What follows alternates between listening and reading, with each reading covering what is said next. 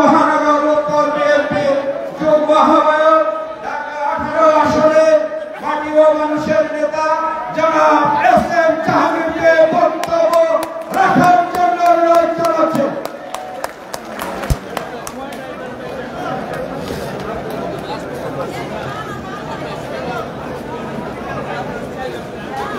সংগ্রামী সাথীরা, আপনারা যদি দয়া করে একটু বসেন। আমাদের নামাজের বিরতি শেষ। নামাজের বিরতির পরে আমাদের যে সমস্ত নেতৃবৃন্দ বিভিন্ন জায়গায় ঘোরাফেরা করছেন, দয়া করে আপনারা যদি বসেন তাহলে আমাদের প্রোগ্রামটা সৌন্দর্য বৃদ্ধি পায়। আপনারা সবাই একটু দয়া করে বসেন। বিসমিল্লাহির রহমানির রহিম।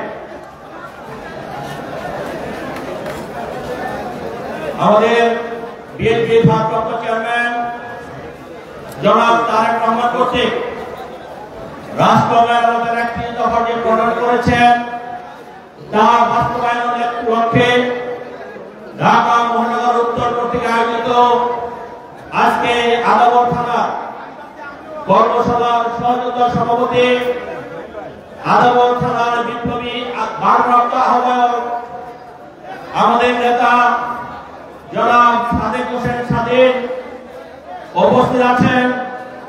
আজকের প্রধান অতিথি বাংলাদেশ জাতীয় দল ঢাকা মহানগর উত্তরের বিপ্লবী আহ্বায়ক, আন্দোলন সংগ্রামে রাজপথে লড়াকু সৈনিক, দীর্ঘদিন যিনি তার অক্লান্ত পরিশ্রম দিয়ে ঢাকা মহানগরের 26টি থানা এবং 71টি ওয়ার্ডকে একটি সাংগঠনিক রূপে রূপদান করেছেন আমাদের সে প্রিয় নেতা জনাব আমিনুল হক উপস্থিত আছেন। এই এলাকা থেকে যিনি নির্বাচন করেছিলেন বিএনপির চেয়ারপারসন দেশনেত্রী বেগম খালেদা জিয়ার উপদেষ্টা, বাংলাদেশ জাতীয় দল ঢাকা মহানগরী উত্তর এবং দক্ষিণ দুটোতে যিনি দীর্ঘদিন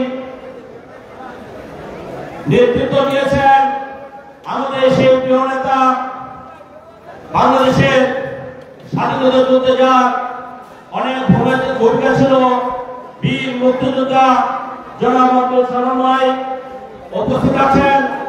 আরেক নেতা দীর্ঘদিন ছাত্র রাজনীতি করে আজকে যিনি বিএনপির চেয়ারপারসন দেশনেত্রী বেগম খালেদা জিয়ার উপদেষ্টা হয়েছেন, এই এলাকারই আরেকটি সন্তান জনাব আতাউর রহমান ঢালি উপস্থিত আছেন। আমাদের ঢাকা মহানগর উত্তরের বিপ্লবী সদস্য সচিব জনাব মোস্তফা জামান সহ ঢাকা মহানগর উত্তরের যুগ্ম আহ্বায়কবৃন্দ, সদস্যবৃন্দ, বিভিন্ন ঢাকা মহানগরের বিভিন্ন অঙ্গ ও সহযোগী সংগঠনের নেতৃবৃন্দ, বিশেষ করে এই এলাকার আরেকজন ঢাকা মহানগরের যুগ্ম আহ্বায়ক, আমার সাথে যিনি দীর্ঘদিন যুবদলের রাজনীতির সাথে সম্পৃক্ত ছিলেন, ঢাকা মহানগরের যুগ্ম আহ্বায়ক হাজী ইউসুফ সহ নেতৃবৃন্দ, সামনে বসা আমার সহযোগিতা সাথীরা, আসসালামু আলাইকুম। আজকে বক্তব্য দেওয়ার সময় খুবই কম, বক্তব্য দীর্ঘায়িত করব না, দু একটি কথা বলে এই বিদায় নেব। আপনারা শুনেছেন, আমি একটি কথা দিয়ে শুরু করতে চাই, সেটা হলো আমাদের যে 31 দফা, সেই 31 দফার 10 নম্বর দফাটি হলো বর্তমান বিচার ব্যবস্থা সংস্কারের জন্য জুডিশিয়াল কমিশন গঠন, সুপ্রিম জুডিশিয়াল কাউন্সিল পুনর্গঠন, সংবিধানের আলোকে বিচারপতি নিয়োগ আইন প্রণয়ন। এই যে গত 16টি বছর খুনি হাসিনা দেশ পরিচালনা করছে, অন্যায়ভাবে অত্যাচার করেছে, নির্যাতন করেছে, নিপীড়ন করেছে, সেখানে কিন্তু আইনের কোনো বালাই ছিল না, সংবিধানের কোনো বালাই ছিল না। যখন খুনি হাসিনার যা মনে হয়েছে তাই বলেছে, যখন খুনি হাসিনার যা ইচ্ছে করেছে সেটাই বাস্তবায়ন করেছে। অর্থাৎ খুনি হাসিনার মুখের কথাটাই হলো আইন, খুনি হাসিনার মুখের কথাই বাস্তবায়ন করতে সবাই।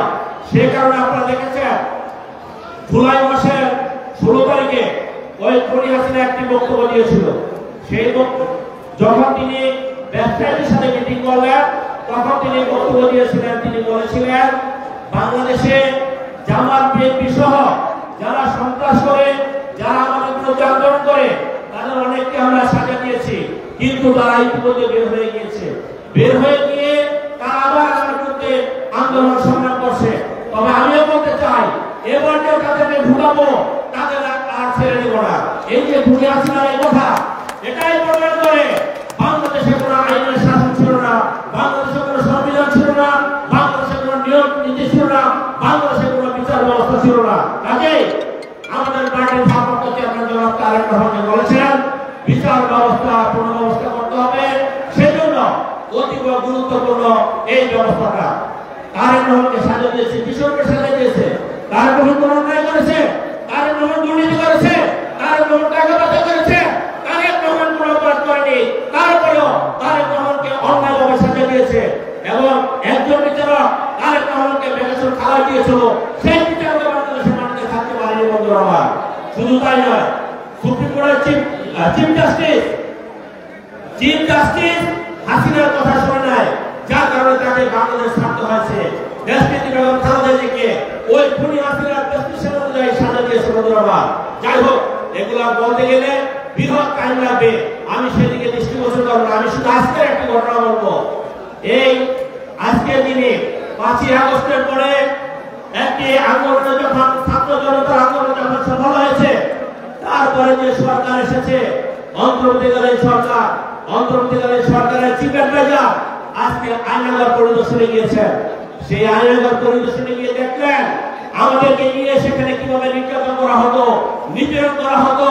সেখানে গুম করা হয়েছে, খুন করা হয়েছে, অনেকে গুম করে হত্যা করা হয়েছে, অনেককে হয়তো সেখান থেকে ফিরে এসেছে। আজকে গুম হয়েছে আমাদের ইলিয়াস আলীকে হয়তো হত্যা করেছে। গুম হয়েছে আমাদের চৌধুরী আলম, তাকে হয়তো হত্যা করেছে। কিন্তু যেভাবে আমাদেরকে নির্যাতন করতো সেই নিদর্শন এখানে আছে। ওই খুনি হাসিনা নিদর্শন স্বরূপ আইনা করে আজকে একটি ইলেকট্রিক চেয়ার পেয়েছে, স্টিলের তো এই ইলেকট্রিক চেয়ার। আপনারা হয়তো কিছুক্ষণ পরে আপনারা ফেসবুকে দেখবেন, আমার কাছে আছে। সেখানে আমাদের নেতাকর্মীদেরকে নির্যাতন করা হতো, নিপীড়ন করা হতো। এই নির্যাতন নিপীড়নকে আপনারা এমনি ছেড়ে দিবেন? অবশ্যই আমরা ছেড়ে দিব না। আমি বিশ্বাস করি এই সরকার, বর্তমান সরকার আছে, তিনি এই বিচার ব্যবস্থা শুরু করবেন এবং আগামী দিনে যে একটা সুস্থ নির্বাচন হবে, সেই নির্বাচনে জনগণের ভোটে যদি বিএনপি ইনশাআল্লাহ ক্ষমতায় আসে, তাহলে অবশ্যই খুনি হাসিনা পৃথিবীর যে প্রান্তে থাকুক তাকে এনে এই খুনের বিচার করা হবে বাংলাদেশের মাটিতে ইনশাআল্লাহ। আমি বলতে চাই, 4 বছর এখনো বাংলাদেশে আছে। আপনারা রাজনীতি করেন, স্বচ্ছভাবে রাজনীতি করবেন। ওই আওয়ামী লীগ দোষীদের সাথে হাত মিলানো যাবে না। এবং আমি একটি কথা বলে থাকি, আওয়ামী লীগের কোন দোষীদের নিয়ে আমাদের মিছিল বড় করার দরকার নাই। 5ই আগস্টের পূর্বে যে কর্মী ছিল, আমাদের সেই কর্মী যথেষ্ট ইনশাআল্লাহ। আমরা কিন্তু 5ই আগস্টের কর্মীকে আমরা এর সাথে করেছি। 5ই আগস্টের কর্মী আমাদের যথেষ্ট। কাজে আমরা আস্থায় রাখবো, বিশ্বাস করবো এই আন্দোলনে যারা রাজনীতি করেন তারা তারেক রহমানের নির্দেশনা মেনে 5 তারিখের পরের আগের কর্মী দিয়ে রাজনীতি করবেন ইনশাআল্লাহ। তারেক রহমান একটি নতুন বাংলাদেশ গড়ার যে স্বপ্ন দেখছে, সেই স্বপ্ন বাস্তবায়ন করার প্রত্যয় ব্যক্ত করে সকলকে আমার ধন্যবাদ এবং অভিনন্দন জানিয়ে আজকের মতো বিদায় নিচ্ছি। আল্লাহ হাফেজ। বাংলাদেশ জিন্দাবাদ, জাতীয় দল জিন্দাবাদ, শহীদ রাষ্ট্রপতি দেশনেত্রী বেগম খালেদা জিয়া জিন্দাবাদ, তারেক রহমান জিন্দাবাদ। সকলকে ধন্যবাদ। আসসালামু আলাইকুম।